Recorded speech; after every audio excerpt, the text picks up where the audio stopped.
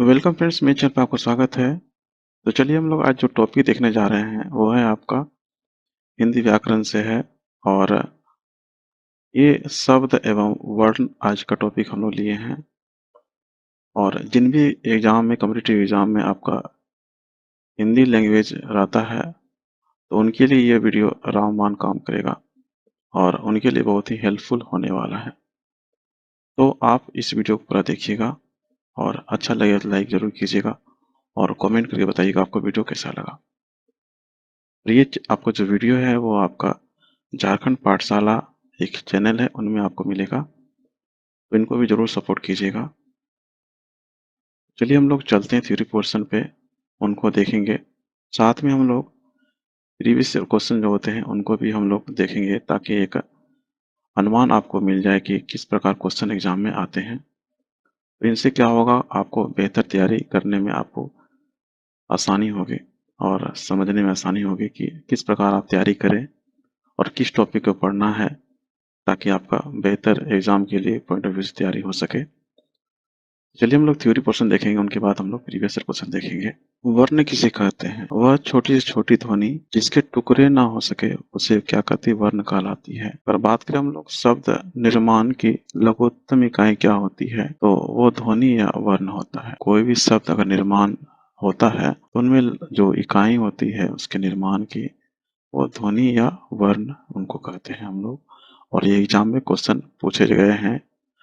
अभी हम previous question देखेंगे तो उसमें आपको ये क्वेश्चन मिलेगा। वर्ण के अगर भेद का बात करें तो दो होते हैं, स्वर और व्यंजन। यहाँ अगर बात करें हम लोग वर्णमाला में अगर 11 स्वर होते हैं और जो व्यंजन होते हैं वो आपके जो हैं व्यंजन जो होते हैं वो होते हैं 33 होते हैं। अगर परंपरागत रूप में व्यंजन देखा जाए तो 33 होता है, लेकिन अगर द्विगु व्यंजन जोड़ा जाए तो 35 हो जाता है।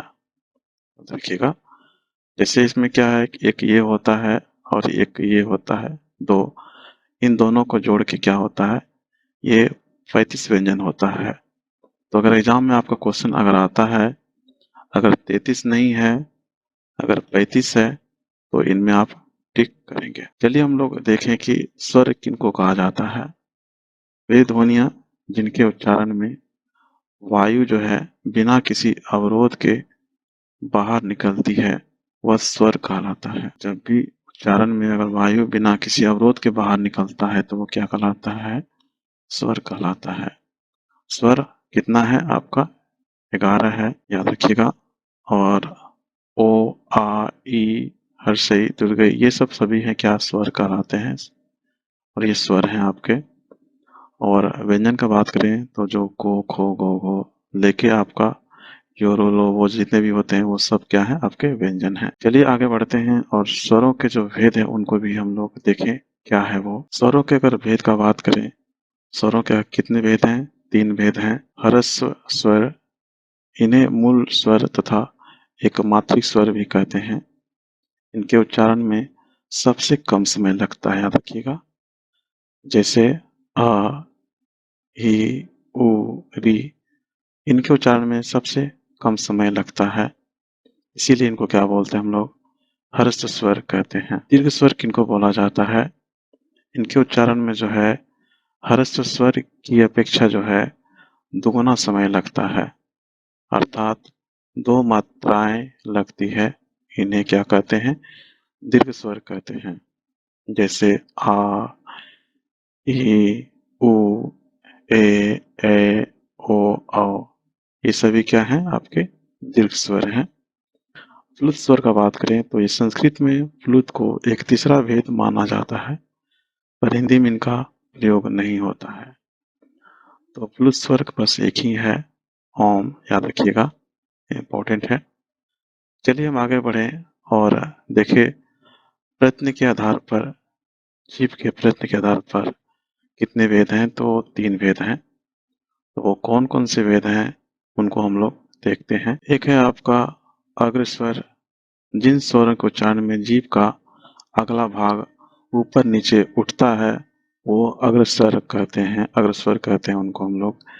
जैसे ई, ई, ए, ये सभी क्या हैं? आपके अग्रस्वर हैं। आप उच्चारण करके देख सकते हैं, जीभ का अगला भाग ऊपर नीचे उठता है, इसीलिए इनको क्या बोलते हैं हम लोग? अग्रस्वर कहते हैं। और इनके एग्जाम्पल हैं ये आपके। स्पष्ट स्वर किसको बोलते हैं हम लोग? जिन स्वरों के उच्चारण में जीभ का जो है पिछला भाग समान स्थिति में जो है उठता है, उनको हम लोग क्या बोलते हैं? स्पष्ट स्वर कहते हैं। जैसे ओ, ऊ, ऊ, औ, औ, आ, ये सब सभी हैं आपके स्पष्ट स्वर हैं, याद रखिएगा। अगर बात करें हम लोग मध्य स्वर, हिंदी में है ओ स्वर, केंद्रीय स्वर है। इनके उच्चारण में जीभ का मध्य भाग थोड़ा सा ऊपर उठता है, तो ये क्या कहलाते हैं? आपके मध्य स्वर हैं। मध्य स्वर का बस एक ही है, ओ है, इसलिए इनको जरूर याद रखिएगा, इम्पोर्टेंट है।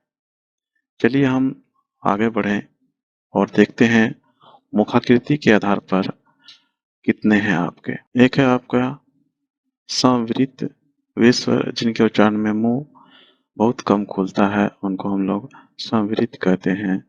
जैसे ई, उ, ऊ, ये सभी क्या हैं? संवृत्त हैं आपके। अगर देखा जाए अर्धवृत्त, अर्ध संवृत्त किनको बोलते हैं? वे स्वर जिनके उच्चारण में मुख संवृत्त की अपेक्षा कुछ अधिक खुलता है, उसको हम लोग क्या बोलते हैं?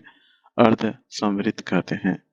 जैसे ए, औ, ये दोनों क्या है? आपके अर्ध संवृत्त हैं। थर्ड में आपका है विवृत्त, जिन स्वरों के उच्चारण में जो है मुख जो है वो पूरा खुलता हो, वो क्या कहलाता है? आपका विवृत्त कहलाता है। जैसे आ, आप उच्चारण करके देख सकते हैं, इनसे आपका क्या होता है? मुख पूरा खुलता है। इनको हम लोग क्या बोलते हैं? विवृत्त कहते हैं। फोर्थ में है आपका अर्धवृत्त, जिन स्वरों के उच्चारण में मुख जो है वो आपका आधा खुलता हो, उनको हम लोग क्या बोलते हैं? अर्ध विवृत्त कहते हैं। जैसे आपका अ, ए, अ, ये सभी क्या है? आपके अर्ध विवृत्त हैं। इनमें जो है मुख जो है वो आधा खुलता है।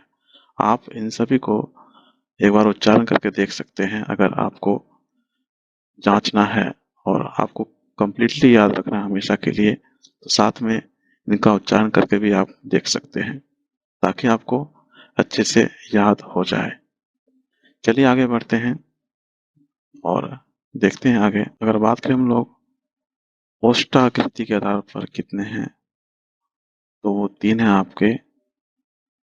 वृत्ताकार, जिनके उच्चारण में होठों की आकृति वृत्ति के समान बनती है, उनको हम लोग वृत्ताकार कहते हैं। ये ओष्ठाकृति के आधार पे है, तो जो होठ होते हैं उनका आकृति बनता है, ये सब मतलब इस वर्ण को बोलने पर उसके आधार पर ये वर्गीकृत किया गया है, याद रखिएगा। वृत्ताकार है, ओ, ओ, औ, औ, ये सभी क्या है? वृत्ताकार है। अवृत्ताकार का बात करें तो इनमें आपका जो है उच्चारण, होठों की जो आकृति है अवृत्ताकार होती है। जैसे ई, ए, ये सभी क्या है? अवृत्ताकार है।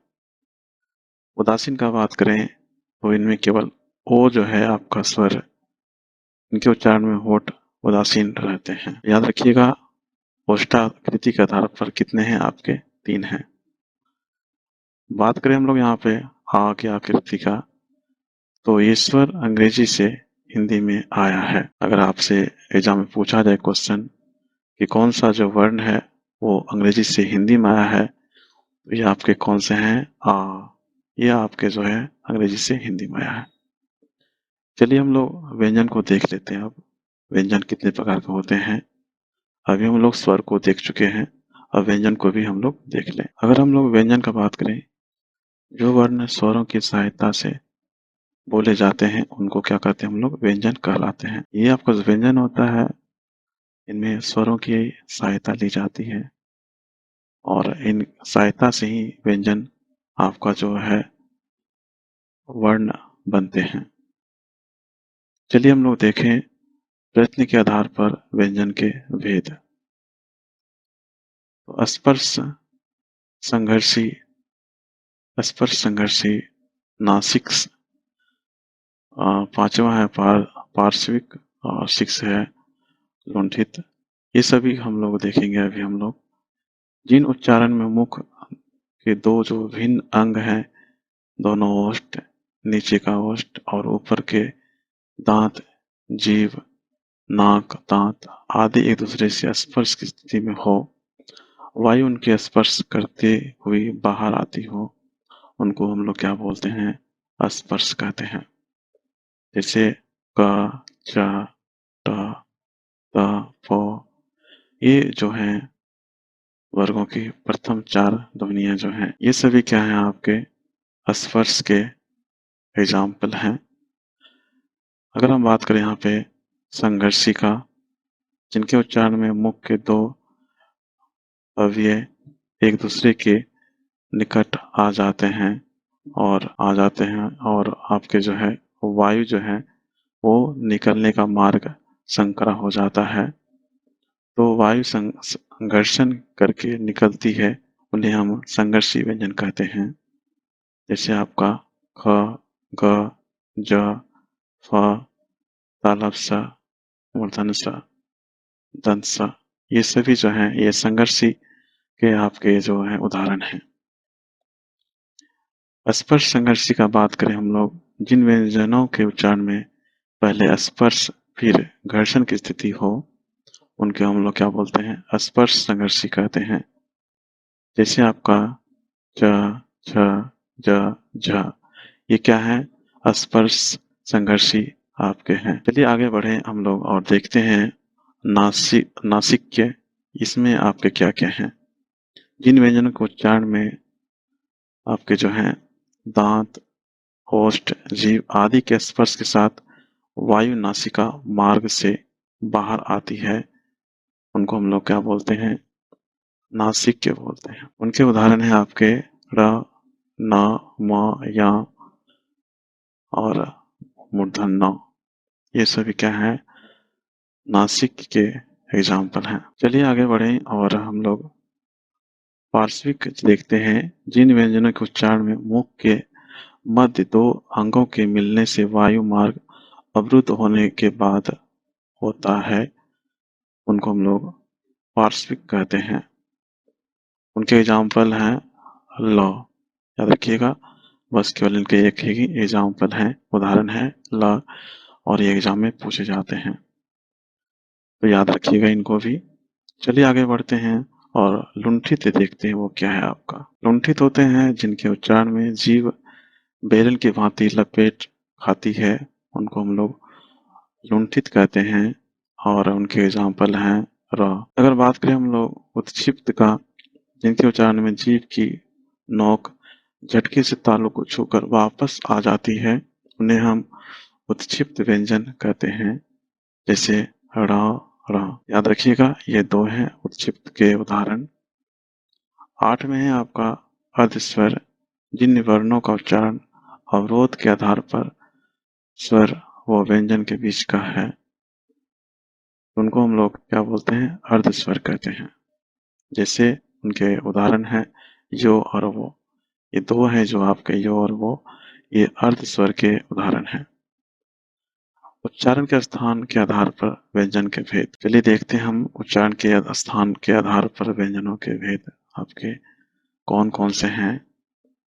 पहला है स्वर, जिन व्यंजनों के उच्चारण स्वर यंत्र मुख से हो, जैसे ह और स। सेकंड में है जीवा मूलीय, जिनका उच्चारण जीव के मूल भाग से होता है, उनको हम लोग जीवा मूलीय बोलते हैं हम लोग।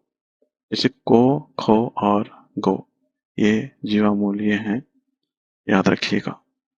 चलिए हम लोग आगे बढ़े और कंठीय, जिन व्यंजनों के उच्चारण कंठ से होता है, उनको उनके उच्चारण में जीभ का पश्च भाग कोमल तालु को स्पर्श करता है, जैसे क। अगर बात करें हम लोग तालव्य का, जिनके उच्चारण जीभ के नोक तथा अग्रभाग के द्वारा कठोर तालु के स्पर्श से होता है, उनको हम लोग तालव्य बोलते हैं। जैसे क वर्ण हो गया, यो हो गया और ये तालव्य स हो गया। ये सभी क्या हैं, आपके तालव्य के एग्जाम्पल हैं। बात करें हम लोग मूर्धन्य का, जिन व्यंजनों का उच्चारण मूर्धा से होता है, इस प्रक्रिया में जीभ मूर्धा का स्पर्श करती है। जैसे ट और मूर्धन सो, यह भी क्या है, आपके मूर्धन्य के आपके जो हैं उदाहरण हैं। 6 में है वर्त्स्य, जिन ध्वनियों का उद्भव जीव के द्वारा वर्त्स्य या ऊपरी मसूड़ी से स्पर्श से हो, उनको हम लोग क्या बोलते हैं, वर्तस्य बोलते हैं। जैसे आपका नौ, रो और लो, ये 3 जो हैं आपके जो शब्द हैं, वर्ण हैं, याद रखिएगा। दंत क्या बात करें, जिन व्यंजनों का उच्चारण दांत की सहायता से होता है, इसमें जीभ की नोक ऊपरी दंत पंक्ति का स्पर्श करती है। इससे तो और ये आपका दंत सौ, ये दोनों क्या हैं, आपके दंत के उदाहरण हैं। 8 में आपका दंतोष्ठीय, इन ध्वनियों के उच्चारण के समय जीभ जो है आपके दांतों को लगती है तथा होठ भी कुछ मुड़ते हैं, उनको हम लोग क्या बोलते हैं, दंतोष्ठीय बोलते हैं। जैसे आपका वो और फो, ये क्या है, दोनों दंतोष्ठीय के आपके जो वो उदाहरण हैं। चलिए हम लोग ओष्ठीय देखते हैं। ओष्ठीय की बात करें तो ओष्ठीय व्यंजन के उच्चारण में दोनों होठ जो है परस्पर स्पर्श करते हैं तथा जीवा जो है निष्क्रिय रहता है। जैसे प, प, याद रखिएगा, आप जब भी इनका इनको देखेंगे तो आप अपने से भी आप इस वर्ण को जो है उच्चारण करेंगे ताकि आपको अच्छे से याद हो सके। और चलिए आगे बढ़े और स्वर तंत्रियों में उत्पन्न कंपन के आधार पर देखें कि कौन कौन सा होता है। स्वर तंत्रियों की उत्पन्न के कंपन के आधार पर आपके 2 होते हैं, घोष और अघोष। घोष किनको बोलते हैं, जिन ध्वनियों के उच्चारण में के समय में स्वर तंत्रियों एक दूसरे के निकट होती है और निश्वास वायु निकलने में उसमें कंपन हो, उनको क्या बोलते हैं, घोष बोलते हैं। प्रत्येक वर्ग की अंतिम 3 ध्वनियां घोष होती है। अघोष क्या बोलते हैं, जिनके उच्चारण में समय आपका स्वर जो है तंत्रियों में कंपन ना हो, उनको क्या बोलते हैं, हम लोग अघोष बोलते हैं। प्रत्येक वर्ग की प्रथम 2 ध्वनियां जो है अघोष होती है। प्रत्येक जो वर्ग की प्रथम जो 2 ध्वनियां होती है वो होती है अघोष होती है। तो आई होप आपको समझ में आया होगा कि घोष और अघोष किनको हम लोग बोलते हैं। चलिए हम आगे बढ़ते हैं तो देखते हैं अगर श्वास प्राण की मात्रा के आधार पर आपके को क्या क्या होते हैं। एक होता है अल्प प्राण होता है, एक होता है आपका महाप्राण। 2 होते हैं। अल्प प्राण जिनके उच्चारण में सीमित वायु निकलती है उन्हें हम लोग अल्प प्राण व्यंजन कहते हैं। ऐसी ध्वनियां ह रहित होती है। प्रत्येक वर्ग की पहली, तीसरी, पांचवी ध्वनियां जो है आपके अल्प प्राण होती है। दूसरा है आपका महाप्राण, जिनके उच्चारण में अपेक्षाकृत अधिक वायु निकलती है। ऐसी ध्वनियां ह युक्त होती है। प्रत्येक वर्ग की दूसरी और पांचवी ध्वनि जो है वो आपकी क्या है, महाप्राण है। तो याद रखिएगा, ये जो वर्ग है ये बोला जा रहा है तो वो आपके जो है जैसे क ख ग घ ये सभी होते हैं। तो उनमें से आपका जो है वर्ग की जो पहली, तीसरी, पांचवी जो ध्वनियां होती है उनको यहाँ पे क्या बोला गया है, अल्प प्राण कहा गया है। और महाप्राण का बात करें तो जो दूसरी और पांचवी जो है ध्वनियां होती है उनको हम लोग क्या बोलते हैं, महाप्राण बोलते हैं।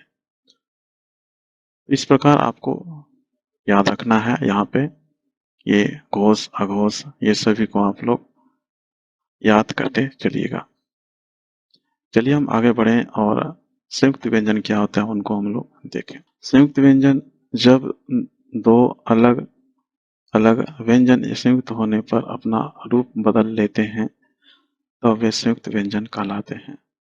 जैसे है आपका अक्ष, त्र, ज्ञा और श्र। ये अक्षर जो है वो क और ये स और ओ से मिलके बना है। इन तीनों के मिलने से आपका जो है ये आपका अक्षर बना है। इसी प्रकार ये सभी जो है संयुक्त होने के बाद एक संयुक्त व्यंजन कहलाता है, क्योंकि ये दो अलग अलग व्यंजन संयुक्त होने के बाद ये अपना रूप बदल के अक्षर, त्र, ज्ञा, अस्त्र बन गया है। तो ये आपके संयुक्त व्यंजन हैं और इनके एग्जाम्पल हैं। बात करें हम लोग यहाँ पे अयोगवाह क्या होता है। जिन वर्णों का उच्चारण व्यंजनों के उच्चारण की तरह स्वर की सहायता से होता है, परंतु उच्चारण से पूर्व स्वर आता है, अतः स्वर व व्यंजनों के मध्य की स्थिति के कारण ही इनको हम अयोगवाह कहा जाता है। जैसे आ, आ, ये दोनों क्या हैं? अयोगवाह हैं। याद रखिएगा, ये दो एग्जाम्पल हैं अयोगवाह के। और आपसे क्वेश्चन एग्जाम में पूछा जाता है कि अयोगवाह आपके कितने हैं, तो दो हैं। और अगर पूछा जाए कि इनमें से कौन सा अयोगवाह है, तो याद रखना है कि दो हैं, तो इनमें से जो भी आपके ऑप्शन में रहेंगे उनको आप इजीली टिक कर लेंगे। बात करें हम लोग अनुस्वार, इनका उच्चारण जो है करते समय वायु केवल नाक से निकलती है, जैसे रंक, पंख। ये अनुस्वार जो है आपका ऊपर लगा हुआ है, तो इनके उच्चारण करते समय क्या होता है, वायु जो है नाक से निकलती है। आप बोल के भी आप देख सकते हैं। जैसे अनुनासिक है, ये क्या होता है, इनका उच्चारण मुख और नासिक दोनों से मिलकर निकलता है। जैसे हंसना, पांच, तो ये मुख और नासिक दोनों से मिलकर निकलता है। चलिए हम लोग देखते हैं शब्द और शब्द के प्रकार क्या क्या हैं। आपका जो है शब्द एक या अधिक वर्णों के मेल से बनी सार्थक ध्वनि को हम लोग क्या बोलते हैं, शब्द कहा जाता है। शब्द के प्रकार कौन कौन से हैं, तो श्रोता स्रोत या इतिहास के आधार पर जो है तत्सम, तद्भव, देशी, संकर, विदेशी, ये सभी क्या हैं आपके जो हैं स्रोत क्या या इतिहास के आधार पर ये शब्द के प्रकार हैं। तत्सम किसको बोलते हैं, जो शब्द संस्कृत से आपके जो है हिंदी में जो कथियों अर्थात बिना परिवर्तन के ले लिए गए हैं, उनको हम लोग क्या बोलते हैं, तत्सम कहते हैं। जैसे संस्कृत में है, उनको हिंदी में आपके ज्यों के त्यों ले लिया गया है, उनको हम लोग तत्सम कहते हैं। जैसे ये अग्नि हो गया, पृथ्वी हो गया, रात्रि हो गया, ये सभी जो हैं संस्कृत के शब्द हैं, बट इसको हिंदी में ज्यों का त्यों ले लिया गया है, याद रखिएगा। तद्भव का बात करें तो तत्सम के वे शब्द जो कुछ बिगड़ कर हिंदी में प्रचलित हो गए हैं, उनको हम लोग तद्भव कहते हैं। जैसे हस्त से आपका हाथ, कर्ण से आपका कान, ये सभी चेंज होकर क्या हो गए, बिगड़ कर हिंदी में प्रचलित हो गए हैं। तो याद रखिएगा, तद्भव और तत्सम और तद्भव ये इंपॉर्टेंट है और इनसे क्वेश्चन एग्जाम में पूछे जाते हैं। अगर बात करें हम लोग देशी का, जो शब्द स्थानीय भाषाओं में से हिंदी में प्रयुक्त होते हैं, जैसे रोड़ा, बैगन, सेब, ये सभी क्या हैं आपके देशी के आपके जो है उदाहरण हैं। संकर का बात करें, दो भाषाओं के मेल से बने शब्द क्या कहलाते हैं, संकर कहलाते हैं। जैसे खून, पसीना, जेल खाना, बेडौल, टिकट घर, ये सभी जुड़ के क्या होते हैं, टिकट घर। फारसी हिंदी, अंग्रेजी हिंदी, तो ये इनको क्या बोलते हैं हम लोग, संकर बोलते हैं। बात करें हम लोग विदेशी, वे शब्द जो विदेशी भाषाओं से हिंदी में आए हैं, चलिए उनको भी देख लेते हैं। कौन कौन से जो है विदेशी भाषाएं हैं जो आपके हिंदी में आए हैं। अरबी के शब्द जो हैं, जैसे अखबार हो गया, आदत, आखिर, अमीर, इनाम, ईमान, उम्र, औरत, कसूर, कसरत, कानून, किताब, खबर, खराब, न जनाब, ये सभी जितने भी हैं वो सभी अरबी के शब्द हैं। जैसे फारसी के शब्द बात करें हम लोग, अदा, अगर, आमदनी, आईना, आवाज, ये सभी जितने भी हैं यहाँ पे आपके वो फारसी के शब्द हैं। तुर्की का शब्द का बात करें तो तोप, तमाशा, कैंची, खंजर, चेचक, चम्मच, बैगन, ये सभी क्या है तुर्की के शब्द हैं। अंग्रेजी शब्द हैं जैसे अफसर आपका जो है हम लोग अक्सर यूज करते हैं, अफसर, अपील, कमेटी, कलेक्टर, ये सभी क्या है अंग्रेजी के शब्द हैं। अगर बात करें हम लोग फ्रेंच के शब्द तो लैंप, मेयर, आल्पिन, सूप, पिकनिक, कारतूस, ये सभी आपके जो हैं फ्रेंच के शब्द हैं। जापानी के शब्द जो हैं वो है रिक्शा। चीनी के शब्द क्या है चाय, लीची, चीनी। और पुर्तगाली जो है उनके हैं अलमारी, इस्त्री, इस्पात, कनस्तर, कप्तान, गोदाम, ये सभी जितने भी यहाँ पे आपको दिख रहे हैं वो सभी पुर्तगाली के हैं। आप यहाँ से आप सभी को आप एक बार जरूर इनको देखिएगा और कभी कभी इनसे भी क्वेश्चन पूछ लिया जाता है कि ये कौन से शब्द हैं, मतलब कौन से देश के हैं, या फारसी, तुर्की, अंग्रेजी, फ्रेंच। तो इनको एक बार आप जरूर देख लीजिएगा। चलिए हम लोग देखते हैं व्युत्पत्ति के या रचना या बनावट के आधार पर कितने भेद हैं। व्युत्पत्ति, रचना या बनावट के आधार पर अगर देखा जाए तो शब्द के जो भेद हैं वो तीन हैं, रूढ़, यौगिक और योग रूढ़। रूढ़ किसको बोलते हैं, जो अन्य शब्दों के योग से ना बने हो उनको हम लोग रूढ़ बोलते हैं। जैसे कमल, घोड़ा, जल, ये सभी क्या है रूढ़ के शब्द हैं। ये अन्य शब्दों के जो है योग से नहीं बने हैं। जैसे यौगिक का बात करें, जो दो शब्दों के योग से बने हैं, जैसे पाठशाला, पाठ और एक शाला, ये दोनों के मिल से बना है। जैसे हो गया विद्यालय, विद्याज और आलय, इन दोनों के मिल से बना है, इनको हम लोग यौगिक बोलते हैं।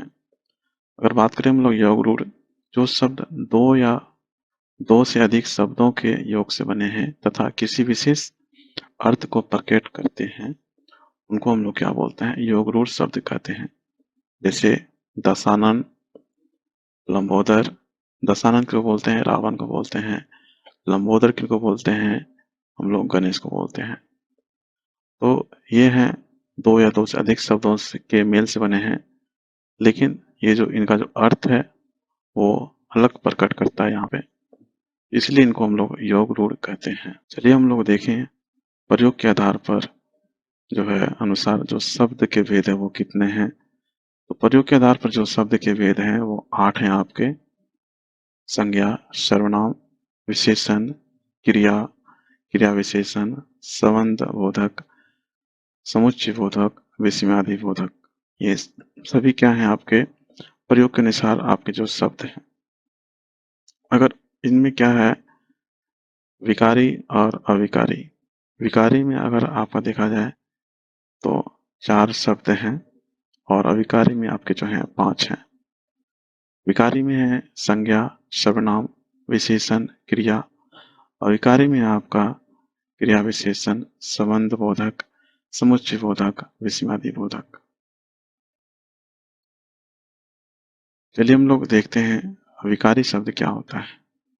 इन शब्दों के रूप लिंग, वचन, कारक, काल के कारण बदल जाते हैं।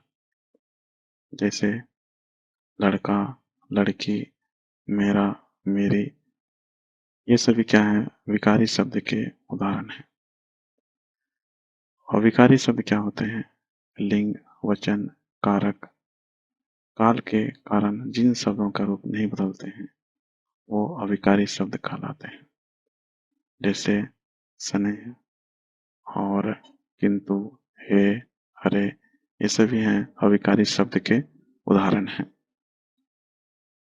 चलिए हम लोग देखें तत्सम और तद्भव। इस तरफ में आपका तत्सम है, यहाँ आपका तद्भव है। तो ये पूरा लिस्ट है आपका, आप इनको एक बार देख लें और इनको जरूर याद कर लें। एग्जाम में क्वेश्चन पूछा जाता है तत्सम और तद्भव से। जिसे तत्सम में अंधकार बोला जाता है, बट उसका तद्भव क्या होता है? अंधेरा होता है। तत्सम में आम्र बोलते हैं, तद्भव में आम होता है। अंगुली होता है, लेकिन तद्भव में उंगली होता है। अश्रु होता है और तद्भव में आंसू होता है। इसी प्रकार ये पूरा लिस्ट है, आप इनको एक बार जरूर देख लीजिएगा ताकि आपको हमेशा के लिए याद हो जाए। और इनको आप एग्जाम में अगर इनसे क्वेश्चन आता है तत्सम तद्भव से, तो आप इनको आसानी से आप कर पाएंगे। चलिए हम लोग चलते हैं, प्रीवियस ईयर क्वेश्चन को देखते हैं वो क्या क्या है, ताकि एक आपको अनुमान हो जाए कि आपको कितना याद हुआ अभी तक में और किस प्रकार क्वेश्चन आपके एग्जाम में पूछे जाते हैं। पहला क्वेश्चन आपका है, मूर्धन्य ध्वनियाँ कौन सी होती है? इनका उत्तर है आपका ट, ठ, ड, ड और मूर्धन्य नो। ये सभी हैं मूर्धन्य ध्वनियाँ हैं, याद रखिएगा। ये आपके जितने भी क्वेश्चन आपको हम बता रहे हैं अभी हम सभी प्रीवियस ईयर क्वेश्चन हैं और ये एग्जाम में पूछे गए क्वेश्चन हैं। कौन सा वर्ण अघोष व्यंजन है? तो आपके ऑप्शन कोई एक ही रहेगा, लेकिन हम यहाँ पे आपका सभी को दे दिए हैं ताकि आपको आसानी हो याद करने में। तो वो है आपके क, ख, च, छ, ट, ठ, त, थ, प, फ तथा तालव्य स्व, मूर्धन्य स्व और दंत स्व। ये आपके क्या हैं? आपके अघोष व्यंजन के उदाहरण हैं। तो इनमें से आपको कोई एक ही रहेगा और आपसे पूछेगा का कौन सा आपका अघोष व्यंजन है, तो इनको याद रखिएगा। और बात करें अगर घोष व्यंजन का, वो कौन कौन से हैं, तो उनके उत्तर हैं ग, घ, ढ़, ज, छ, य। ये सभी क्या हैं? आपके घोष व्यंजन के उदाहरण हैं। इनमें से आपका कोई एक ही रहेगा, तो आप सभी को एक निगाह से जरूर देख लीजिएगा यहाँ पे, ताकि आपको याद रहे और आपके एग्जाम में अगर क्वेश्चन इनसे आते हैं तो आप आसानी से उनको आप टिक कर सकें। चलिए हम आगे बढ़ते हैं और नेक्स्ट क्वेश्चन को देखें वो क्या है आपका। नेक्स्ट क्वेश्चन है आपका, कौन सा संघर्षी व्यंजन है? तो उनके उत्तर हैं आपके तालव्य स्व, मूर्धन्य स्व और दंत स्व और हो। ये सब क्या है? संघर्षी व्यंजन के उदाहरण हैं। याद रखिएगा, इनमें से आपका क्वेश्चन पूछा जा सकता है कि कौन सा संघर्षी व्यंजन है। तो इनमें से अगर कोई भी आपको दिख जाए तो आप आसानी से आप टिक कर लेंगे। आपका नेक्स्ट क्वेश्चन है, तालु से उच्चरित होने वाले वर्ण कौन से हैं? ई, ई, च, छ, ज, झ, य और ये सभी क्या हैं? तालु से उच्चरित होने वाले वर्ण हैं। तो इनमें से आपका अगर पूछा जाए क्वेश्चन कि तालु से उच्चरित होने वाले वर्ण कौन से हैं, तो इनमें से कोई एक है तो आप अब टिक कर लेंगे। चलिए हम आगे बढ़ें और जानते हैं कि महाप्राण किसे कहते हैं। ये आपका एग्जाम में क्वेश्चन पूछा गया है, महाप्राण किसे कहते हैं। तो आपके ऑप्शन दिए रहेंगे। इनका राइट आंसर है, जिन वर्णों के उच्चारण में आपका मुख से अधिक श्वास निकलते हैं उनको हम लोग क्या बोलते हैं? महाप्राण कहते हैं। महाप्राण का अगर एग्जाम्पल देखा जाए, बोला जाए, तो वो बहुत सारे होते हैं। क, ख, छ, झ, ठ और द, थ, थ। ये सभी हैं आपके जो हैं महाप्राण के एग्जाम्पल हैं। फ और ये स और ये वाले और दंत स और ह। ये सभी क्या हैं? आपके महाप्राण के आपके जो हैं उदाहरण हैं। और इनके उच्चारण में क्या है? मुख से अधिक जो है श्वास निकलते हैं। तो आपको इतना समझ में आ गया होगा कि महाप्राण किसको बोलते हैं। और अगर आपको आपके ऑप्शन में अगर ये वर्ण दिए गए हैं तो इनको भी आप जरूर याद रखिएगा अगर इनसे क्वेश्चन आता है तो। चलिए आगे बढ़ते हैं अगला क्वेश्चन की ओर और नेक्स्ट क्वेश्चन क्या उनको हम लोग देखें। आपके क्वेश्चन है, जिन स्वरों के उच्चारण में आपके कम समय लगता है उसको क्या कहते हैं? तो ह्रस्व स्वर कहते हैं, जिनके उच्चारण में आपका जो है कम समय लगता है। तो अगर बात करें हम लोग हर्ष स्वर का एग्जाम्पल का, तो वो कौन-कौन है?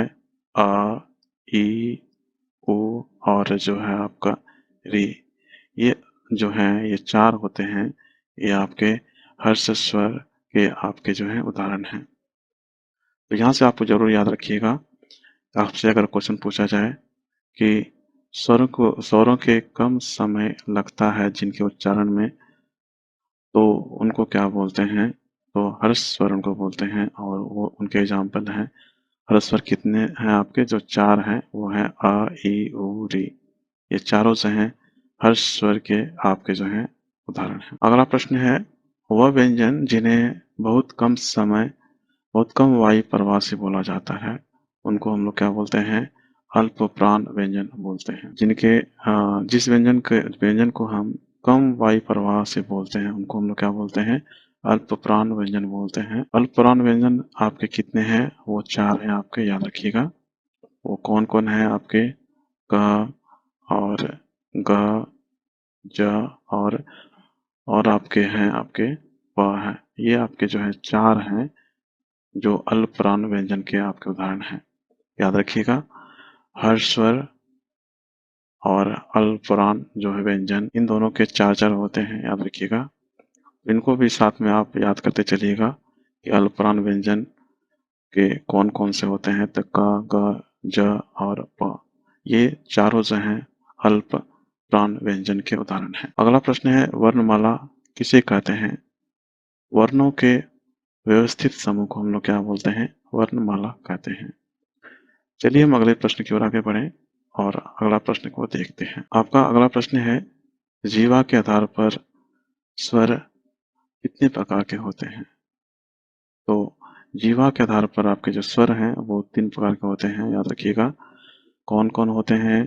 एक होते हैं आपके अग्र स्वर और एक होता है आपका मध्य स्वर। अभी हम थ्योरी में देख चुके हैं अग्र स्वर, मध्य स्वर और एक होता है आपका पश्च स्वर। तो ये 3 स्वर होते हैं आपके जीवा के आधार पर। और अग्र स्वर में आपके कौन-कौन से होते हैं? ई, ई और आपके ए और ऐ। ये आपके क्या हैं? अग्र स्वर हैं।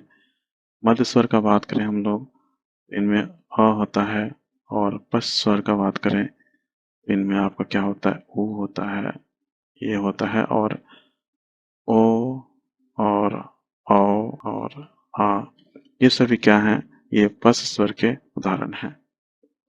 चलिए आगे बढ़ें और हम देखते हैं यहाँ पे कि अर्ध स्वर क्या होता है। अर्ध स्वर आपके जो हैं यो, र, लो, ओ, ये सभी क्या हैं? आपके अर्ध स्वर होते हैं। चलिए आगे बढ़ते हैं। ट वर्ग की ध्वनियों का उच्चारण का स्थान क्या होता है? जो ट वर्ग की ध्वनियां होती हैं, उनको जो उच्चारण करते हैं, उनका स्थान कहाँ होता है? उनका उत्तर है आपका मूर्धन्य में आपका जो है उनका उच्चारण स्थान है, याद रखिएगा। इंपॉर्टेंट है और ये क्वेश्चन एग्जाम में पूछे गए हैं। चलिए आगे बढ़ते हैं और अगला प्रश्न को देखते हैं, वो क्या है। आप अगला प्रश्न है आपका, त वर्ग के वर्णों का उच्चारण स्थान कहाँ है? तो दत्त में है आपका, याद रखिएगा, त वर्ग के वर्णों का उच्चारण। नेक्स्ट क्वेश्चन आपका है, अगला प्रश्न है, मात्रा के आधार पर जो है स्वर कितने प्रकार के होते हैं? तो 2 प्रकार के होते हैं मात्रा के आधार पर, याद रखिएगा। और ये कौन-कौन से हैं?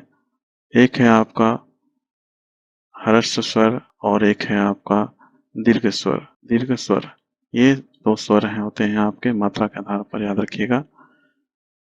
और अभी हम थ्योरी पोर्शन में पढ़ चुके हैं, हर्ष स्वर, दीर्घ स्वर 2 होते हैं मात्रा के आधार पर, याद रखिएगा। भाषा की मूल इकाई को क्या कहते हैं? तो उनको हम लोग ध्वनि कहते हैं, याद रखिएगा। चलिए हम अगले प्रश्न की ओर आगे बढ़ते हैं और अगला प्रश्न को देखते हैं क्या है वो। आप अगला प्रश्न है आपका है, च वर्ग के वर्णों का उच्चारण स्थान कहाँ है?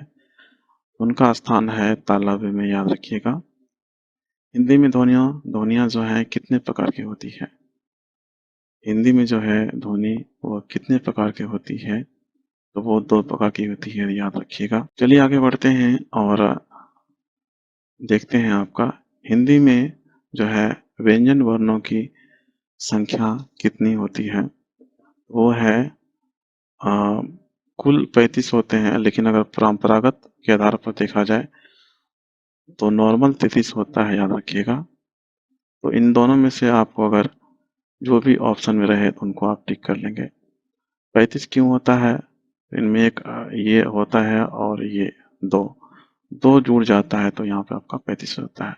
लेकिन नॉर्मल जो अगर देखा जाए परंपरागत में, नॉर्मल जो होता है आपका उनमें 33 होता है। क ख ग से लेके आपका ये और लो सो तक, ये आपके इनमें 33 होता है। चलिए हम अगला प्रश्न को देखते हैं और आपका नेक्स्ट क्वेश्चन क्या उनको देखें। नेक्स्ट आपका है पढ़ा का उच्चारण स्थान कहाँ है? तो वो है आपका मूर्धा में। और मूर्धन्य स्व ध्वनि जो है उच्चारण कहाँ होता है? तो तालु में होता है, याद रखिएगा। यो रो लो वो किस वर्ग की व्यंजन है? वो अंतस्थ व्यंजन है, याद रखिएगा। यो रो लो वो जो है वो किस वर्ग की व्यंजन है? तो अंतस्थ व्यंजन है। चलिए हम अगला प्रश्न की ओर आगे बढ़े और नेक्स्ट क्वेश्चन देखें वो क्या है आपका। नेक्स्ट क्वेश्चन है आपका है पार्श्विक वर्ण कौन सा है? पार्श्विक वर्ण एक ही केवल है, वो है लो, याद रखिएगा। अभी हम थ्योरी पोर्शन में आपको बता चुके थे कि ये क्वेश्चन आपका एग्जाम में आया है। तो इनका जो राइट आंसर होगा लो होगा, और एक ही केवल है इनका वर्ण पार्श्विक का एग्जाम्पल। संयुक्त व्यंजन का बात करें तो वो 4 होता है, याद रखिएगा। संयुक्त व्यंजन क्या होता है? 4 होते हैं। चलिए हम आगे बढ़ते हैं और देखते हैं नेक्स्ट क्वेश्चन क्या है आपका। आपके नेक्स्ट क्वेश्चन है कंठव्य व्यंजन कौन कौन से हैं? तो कंठव्य जो व्यंजन होते हैं वो है क, ख, ग, घ और ह। ये सारे क्या हैं? आपके कंठव्य व्यंजन हैं। चलिए हम आगे बढ़ते हैं और अगले प्रश्न की ओर चलते हैं और नेक्स्ट क्वेश्चन क्या उनको देखें हम लोग। नेक्स्ट आपका है अर्ध विपरीत स्वर क्या है? तो अर्ध विपरीत स्वर हैं दो आपके, ए आ, ए आ, ये आपके दो हैं। नेक्स्ट क्वेश्चन आपका है जिनका उच्चारण ऊपर के दांतों पर जीभ लगाने से होता है उसे क्या कहते हैं? तो दंतव्य कहते हैं उनको। जिनका उच्चारण अगर दांतों पर जीभ लगाने से होता है उसे क्या कहते हैं हम लोग? दंतव्य कहते हैं। चलिए आगे बढ़ते हैं और नेक्स्ट क्वेश्चन देखें आपका। संस्कृत के ऐसे शब्द जिसे हम ज्यों का त्यों प्रयोग में लाते हैं वो तत्सम कहलाते हैं। संस्कृत के ऐसे शब्द जिसे हम ज्यों का त्यों प्रयोग में लाते हैं उनको हम लोग क्या बोलते हैं? हम लोग तत्सम कहते हैं। चलिए हम अगला प्रश्न देखें और आपका नेक्स्ट क्वेश्चन क्या उनको देखते हैं हम लोग। नेक्स्ट क्वेश्चन है अविकारी शब्द कितने प्रकार के होते हैं? जो अविकारी शब्द होते हैं वो कितने प्रकार के होते हैं? अविकारी शब्द जो होते हैं वो आपके 4 प्रकार के होते हैं। क्रिया विशेषण, संबंध बोधक, समुच्चय बोधक, विस्मयादि बोधक, ये 4 हैं आपके जो हैं अविकारी शब्द हैं। नेक्स्ट आपका है स्रोत के आधार पर शब्द कितने प्रकार के होते हैं? वो 4 होते हैं ये भी। और स्रोत के आधार पर बोला जाए तो 4 कौन कौन होते हैं? तो वो तत्सम होते हैं, तद्भव, देशज और विदेशज, ये 4 हैं। अगर हम बात करें प्रयोग के आधार पर शब्द कितने प्रकार के होते हैं तो वो 8 होते हैं। अविकारी और जो है विकारी, ये दोनों मिला के आपका जो है इनको हम लोग प्रयोग के आधार पर शब्द बोलते हैं और ये 8 होते हैं, याद रखिएगा। विकारी और अविकारी ये दोनों मिला के कितने होते हैं? 8 होते हैं। चलिए हम अगला प्रश्न देखें और आपका नेक्स्ट क्वेश्चन क्या उनको देखते हैं हम लोग। नेक्स्ट क्वेश्चन है आपका है परिवार का तत्सम रूप क्या होता है? तो प्रतिपदा होता है, याद रखिएगा। परिवार का जो तत्सम रूप होता है वो होता है प्रतिपदा होता है। रचना के आधार पर शब्द के कितने भेद हैं? तो वो 3 भेद हैं। कौन-कौन है आपके? रूढ़ और यौगिक और आपके जो हैं योग रूढ़ हैं आपके, ये 3 होते हैं रचना के आधार पर। स्वतंत्र सत्ता धारण ना करने वाले शब्द क्या कहलाते हैं? तो वो यौगिक कहलाते हैं। जो स्वतंत्र सत्ता धारण ना करने वाले शब्द होते हैं वो क्या कहलाते हैं? यौगिक कहलाते हैं। तो ये सारे क्वेश्चन थे जो कि प्रीवियस ईयर क्वेश्चन आपके एग्जाम में पूछे गए क्वेश्चन हैं और इन सभी को हमने इस वीडियो में लिया और आपको ये समझ में आपको आइडिया लग गया होगा कि किस प्रकार क्वेश्चन आपके शब्द और वर्ण से क्वेश्चन पूछे जाते हैं एग्जाम में। तो इनसे आपको बहुत हेल्प मिलेगा आपके एग्जाम में और आप बेहतर तैयारी कर पाएंगे। तो अगर आपको ये वीडियो अच्छा लगता है तो लाइक ज़रूर कीजिएगा और फ्रेंड्स के साथ ज़रूर शेयर कीजिएगा। मिलते हैं नेक्स्ट वीडियो में अगले टॉपिक के साथ में। तो बस आज के लिए इतना ही था और कमेंट करके ज़रूर बताइएगा आपको वीडियो कैसा लग रहा है।